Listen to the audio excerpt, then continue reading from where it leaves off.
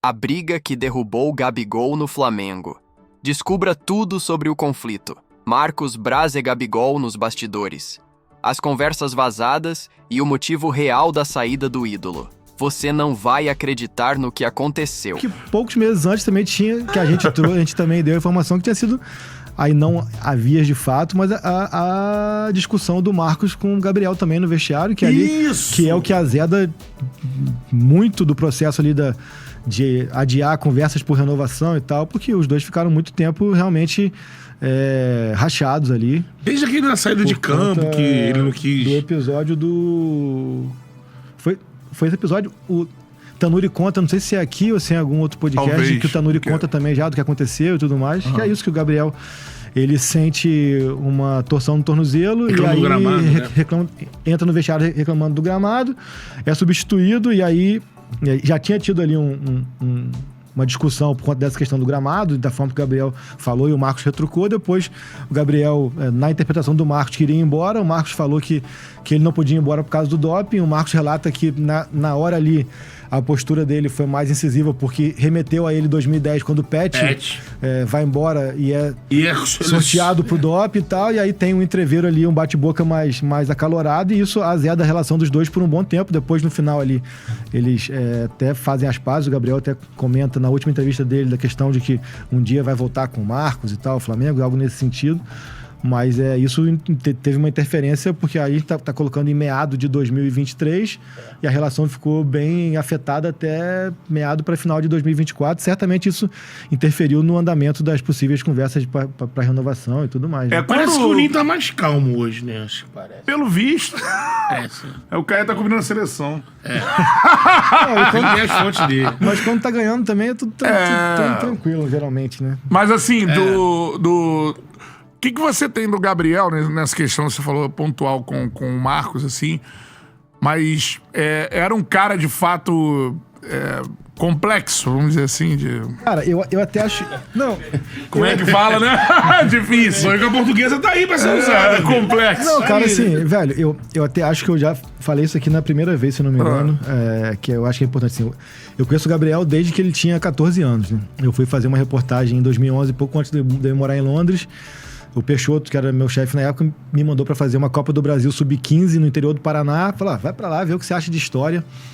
E aí acabou que eu fiz uma série que até ganhou prêmio e tal, que foi a Geração Moicano, que era muito da influência do Neymar naquela geração, que era a geração 96, 97, 96.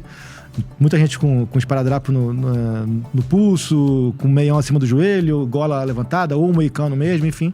E acaba que eu dei a sorte do campeão dessa Copa do Brasil Sub-15 ser o Santos, com o Gabriel como camisa 10 até na época já, o Gabigol, enfim, já tinha o apelido do Gabigol, e ali eu criei... Já tinha um salário, porque ele era de uma geração Santos que... Já tinha ele muito, já era, né? E ele já era do Wagner Ribeiro, que era o empresário do Robinho, do Neymar por um tempo e tudo mais. Então já tinha essa expectativa. Eu lembro até de uma matéria que eu fiz que o Wagner Ribeiro falava que o Gabriel, ele era o Ganso, o Neymar e o Lucas em um só. Mas é porque os três eram clientes dele também, então os quatro, né? Então, assim, mas tinha essa questão da expectativa em cima do Gabriel. Então, desde ali eu já criei uma relação com o Gabriel, com a família, com ele. Obviamente, depois que você passa a trabalhar diariamente no clube e tal, eu faço questão até de que tenha um afastamento, porque eu acho que tem que ter esse tipo de postura. Sim, distanciamento. Mas por que eu faço esse preâmbulo, assim? Não dá pra gente tirar de contexto personagens como o Gabriel, como o Neymar e como alguns outros que são alvo de expectativa da família, alvo de expectativa do clube, alvo de expectativa de torcida, desde tão cedo, a gente ter uma avaliação ou uma opinião sobre comportamento como a gente tem na nossa criação, na nossa vida, no nosso ecossistema, nosso meio ambiente. Dia a dia. Porque não é a mesma coisa, assim, cara. Então, assim, realmente ele tem comportamentos ali peculiares, digamos assim, ou muito específicos do jeito de ser dele, mas porque, cara, assim, tentar me transportar para a realidade dele, assim, desde que se entende por gente mesmo, de ter discernimento do que fazer, do que é bom ou ruim, você carregar uma expectativa de uma família, você carregar uma expectativa de um clube, você ter salários que talvez seja maior do que o nosso desde 8, 9, 10 anos. Então, assim, claro que a gente tem que ponderar alguns excessos nos comportamentos, mas a gente não pode tirar de vista isso no debate. Eu não posso querer que ele tenha a mesma percepção de mundo que eu tenho, ou vice-versa, assim, mas eu acho que a nossa percepção é mais ordinária, no sentido assim, é mais comum. Sim. E eles vêm de uma outra criação. Então, assim, eu acho que se critica muito o comportamento do Neymar hoje em dia, tá, cara, mas o que foi a vida desse cara até hoje? Aí vira o chacota, pô, é difícil ser o Neymar. Cara, nem tudo na vida é só dinheiro. Claro que assim, pô, porque a galera leva o cara que dá grana, né? Poder e capacidade financeira para fazer o que quer, mas, cara, o que isso trouxe a reboque de limitações na vida dele? Talvez a gente tenha liberdade para fazer coisas que a gente talvez não tenha como pagar, mas tenha liberdade para fazer coisas que eles nunca tiveram e nunca vão ter, entendeu? Então, assim, a gente tentar praticar um pouco essa empatia de se colocar no lugar do outro, não deixar de ter um senso crítico do atleta. Eu acho que a gente tem que, muitas vezes, se ater ao comportamento do atleta e entender que sim, que aí sim, há direitos e deveres que a gente aprende desde passou cedo, do ponto e que talvez eles talvez nem tenham aprendido a questão do direitos e deveres, né? Tão cedo, mas é entender isso. Eu acho que é muito fácil apontar o dedo. Claro, eu hoje com 41 anos, 21 de carreira, 18 de Globo, a minha cabeça hoje é diferente do que quando eu vim aqui em 21 e na nossa resenha em 2013. São pensamentos que você vai amadurecendo. Hoje eu sou pai de família e tal, você vai trazendo. Mas eu acho que o nosso papel aqui, o meu papel, o cara que tá ali me escutando, eu tenho que trazer algo que eu faça o cara refletir. Claro. Eu ser mais um aqui pra espinafrar o Gabriel, o Neymar e tal, é muito fácil. Mas vai me levar a quê? Vai levar a reflexão... Que reflexão o outro? Cada um tem a sua independência de opinião. Mas eu acho que é isso, assim, cara. O comportamento dos caras é porque os caras tiveram uma vida também, por mais que seja uma vida abastada, de possibilidades, sim, mas que levou a isso, de repente, ser mais desconfiado, ser mais, assim, como você falou, do Gabriel. Eu sei que o círculo social do Gabriel no Flamengo era muito pequeno, assim. O cara que é mais parceiro dele, por assim. um período, o Mateuzinho era muito próximo, por outro, o Léo Pereira e tal. Eu sei porque eu tenho amigos em comum, e ele realmente ele tinha um outro círculo social aqui no Rio de Janeiro que não fossem os atletas. O que não quer dizer que ele desgostava dos atletas ou os atletas desgostavam dele, entendeu? É o que eu falo, assim, pô, da Globo lá, que eu tô há 18 anos, eu tenho 3, 4, 5 que eu chamei pro meu casamento. É bom exemplo. E aí, quer dizer trabalho. Quer dizer que eu não gosto dos outros?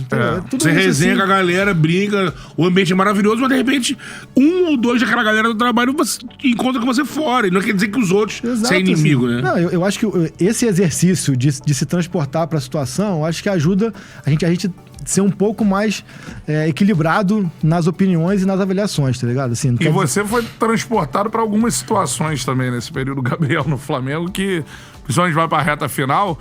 Pô, já tem algumas aqui que a galera tá lembrando. Não sei se tu tava cobrindo o Flamengo ainda na época da camisa, não? Não. Camisa não, já tinha saído. Eu saí no final de 22 ali.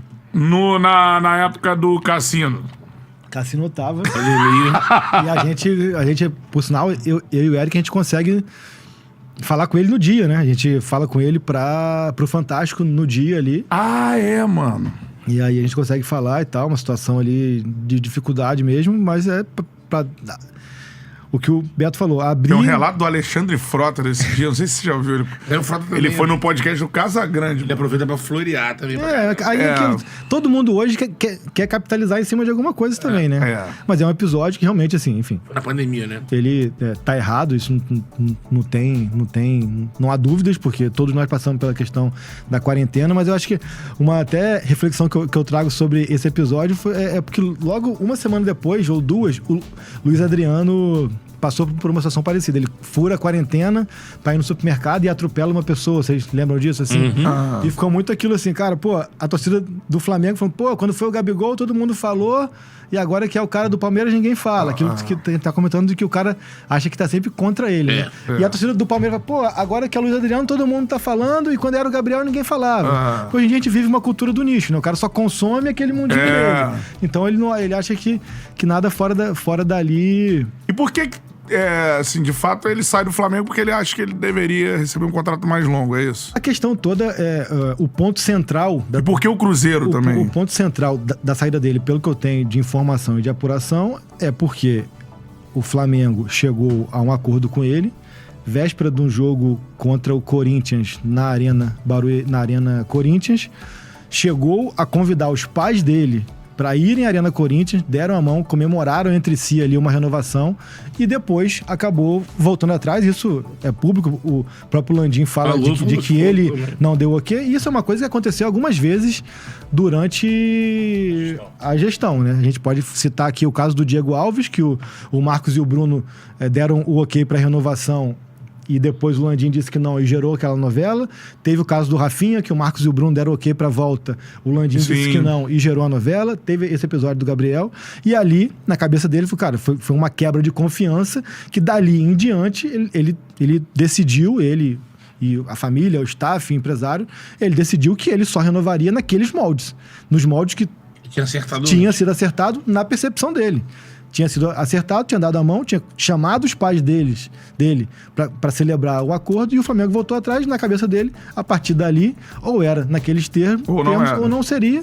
O Flamengo tentou algumas outras propostas e também que vieram a público, mas que já estavam no limite de uma relação mesmo de quebra de confiança. Por isso que eu falo, o distanciamento dele com o Braz nesse período também acho que não permitiu que alguém fizesse esse papel de pacificar, que era muito o que o Marcos fazia nesse ambiente de bastidor ali, principalmente com tudo que envolvia o Gabriel.